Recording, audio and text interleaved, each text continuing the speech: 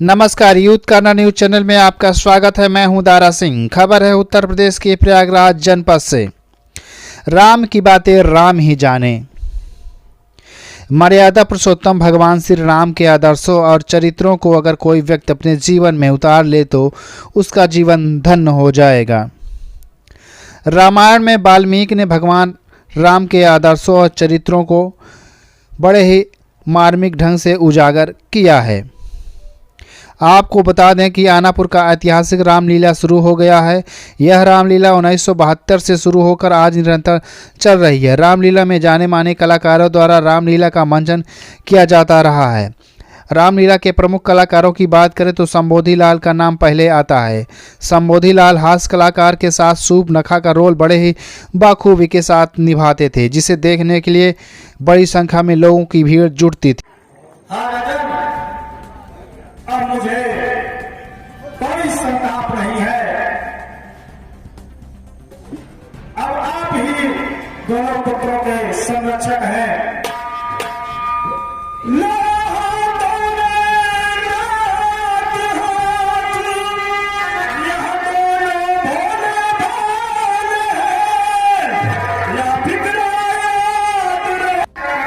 गुरु विश्वामित्र और राजा दशरथ के संवाद पर खुश होकर दीपक कुमार सोनी,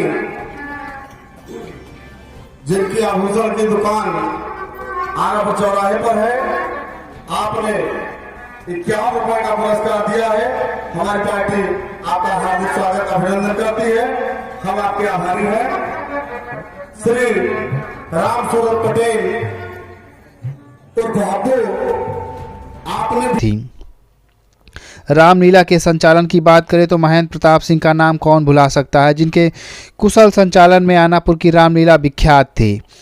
इस समय महेंद्र सिंह के बेटे रणविजय सिंह रामलीला की देखरेख कर रहे हैं। यह रामलीला 15 अक्टूबर से 22 अक्टूबर तक चलेगी, जिसमें रामायण के पात्रों को बड़े ही मार्मिक ढंग से प्रस्तुत किया जा रहा है। धर्मेंद्र सिंह, शिव शंकर, आशुतोष, सत्यप्रकाश, संजय त्रिपाठी, सुमेंद्र मिश्रा, चंद्रेश मिश्रा, धनंजय, जय मिश्रा सहित तमाम कलाकारों द्वारा रामलीला का मंचन किया जा रहा है, जिसे देखकर दर्शकों में उत्साह और कुछ सीखने की जिज्ञासा है। रामलीला कमेटी की बात करें तो संगम लाल शुक्ला अध्यक्ष हैं, उपाध्यक्ष मनोज सिंह, रणविजय सिंह प्रबंधक हैं, इंद्रमणि डायरेक्टर, संतोष सोनी कोसा अध्यक्ष की जिम्मेदारी निभा रहे हैं। उपाध्यक्ष मनोज सिंह ने बताया कि दशहरा 23 अक्टूबर को होगा और 3 दिन का मेला लगेगा। Bureau report, Prayagraj. आपने सोचा कि आप खुद करें? जी हाँ, पिताजी इस रामलीला के लिए बिल्कुल जो है न्यौछावर रहते थे। अब पिताजी नहीं है तो ये सब कार्यभार हमें देखना पड़ रहा है, और एक पिता ही समझिए, पिता तुल्य हमारे बड़े भैया श्री संगम लाल शुक्ला जी, जो कि हमारी पार्टी हैं, वो हमारे साथ कंधे से कंधा मिलाकर हमारा पूरा सहयोग करते हैं और इसी तरह कार्य चल रहा है। और भी कुछ लोग हैं, इनसे जानते हैं। क्या नाम है सर आपका? मेरा नाम मनोज कुमार सिंह है और मैं इस पार्टी में 1994 से सक्रिय हुआ हूं, और यह रामलीला 1972 से हो रही है। इस रामलीला के संस्थापक सदस्यों में श्री नोखीलाल विश्वकर्मा, श्री महेंद्र प्रताप सिंह, श्री संबोधि लाल गुप्ता और श्री अर्जुन लाल शर्मा आदि ने 1972 में इस कार्यक्रम की शुरुआत की, और उस समय बिजली की व्यवस्था नहीं रहती थी। गैस टांग करके इस रामलीला की शुरुआत की, और कालांतर में यह रामलीला जो है धीरे धीरे बढ़ता गया, और आज जो है इस रूप में आपके सामने प्रस्तुत किया जा रहा है। ये बताइए कि ये रामलीला बहुत पुरानी है, ऐतिहासिक है। यहाँ से कई कलाकार निकले और अभी भी निरंतर चल रही है रामलीला। तो आपके रामलीला में कुछ अन्य धर्मों के भी लोग कार्य कर रहे हैं, तो उनके बारे में क्या कहना चाहेंगे? हमारी रामलीला पार्टी में जैसा कि भारत की एक सुंदरता रही है कि एकता में अनेकता ही हमारे देश की विशेषता रही है। हिंदुस्तान एक ऐसा देश है जो अनेक फूलों का गुलदस्ता है, तो उसी स्वरूप को हमारी रामलीला पार्टी भी प्रकट करती है। इसमें किसी जाति धर्म मजहब का कोई समावेश नहीं है। जो जिसके अंदर भी कलाकारी का दम है वो आकर के यहाँ पर कार्यक्रम प्रस्तुत करता है।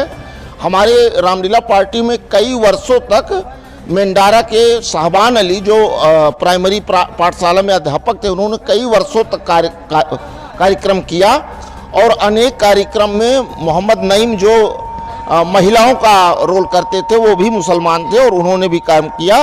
बाजार में मुस्तकीम भाई हमारे हारमोनियम वादक हैं, वो भी जो है इस्लाम धर्म के हैं।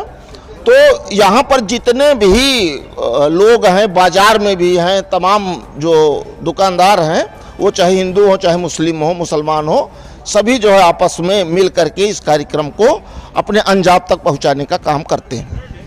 ये बताइए कि यहाँ पर मेला होने वाला है, कब से कब मेला है यहाँ पर? यहाँ पर जो है 9 दिन के रामलीला के पश्चात 24, 25 और 26